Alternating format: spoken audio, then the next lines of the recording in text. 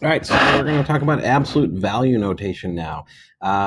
Remember from our last video that when we're talking about the square root symbol,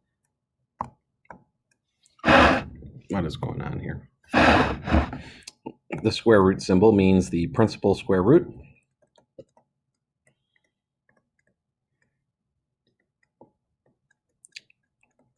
Or the positive square root. And that symbol's already there, so we should only be talking about positive values for the square root of 25x squared. For the number 25, the square root of 25, there's the only value that would give us a positive outcome for that is, well, square root of 5, or is 5, sorry, the positive outcome for square root of 25. But when we're looking at the square root of x squared, if by chance x were to equal 2, what would happen? I'm not saying it is 2, I'm saying if it were 2, the square root of 2 squared would be the square root of 4, which would be 2. But what if x were negative 2? Well, the square root of negative 2 squared would still be the square root of 4, would still be 2. So what we can see here is there's actually two different things that could go in for x that give us the exact same positive output. So when we have that happen, we have to consider the absolute value that there's two possible outcomes for x that will work. So the square root of 25 is 5, but the square root of x squared could be either positive x or a negative x. And the way we write positive x or negative x is with the absolute value.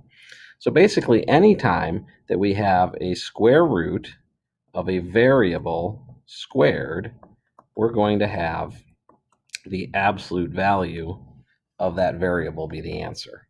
And that's what we have here. The square root of a variable squared gives us x. In this particular problem here, we're first going to have to factor. So we've got the square root of x, looks like minus 2 will work, and x minus 2. Well, that's actually the square root then of x minus 2 squared. And again, this is a variable expression here, so we have the square root of a variable squared, which is going to give us the absolute value of that variable expression there. So this answer is going to be the absolute value of x minus 2 as our final answer. So that's what it's talking about when you see in my math lab something about an absolute value notation. Anytime you're taking the square root of a variable that is being squared, your answer is going to be the absolute value of that variable. All right, so cube roots or nth roots.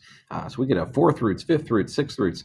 Negatives can be put into our odd roots, because negative 3 times negative 3 times negative 3, well, that is going to be 9 times negative 3, which would give us negative 27. So we can take the cubed root of a negative. We can't take the square root of a negative. We can take the cubed root of a negative. Likewise, fifth roots, seventh roots, ninth roots, any of our odd values. Let's think of this as the fifth root of 1 over the fifth root of 32. It's probably easier than thinking about the fifth root of 32. Well, the fifth root of 1 times 1 times 1 times 1 times 1 is just 1. And then what numbers multiply together by itself 5 times to get 32?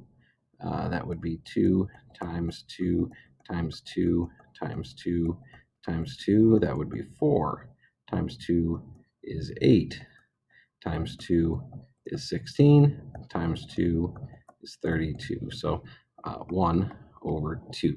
So when we're thinking about fifth roots, we're thinking about things that multiply together 5 times to get the value.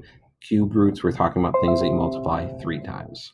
All right, so cut it there. Keep these videos as short as possible.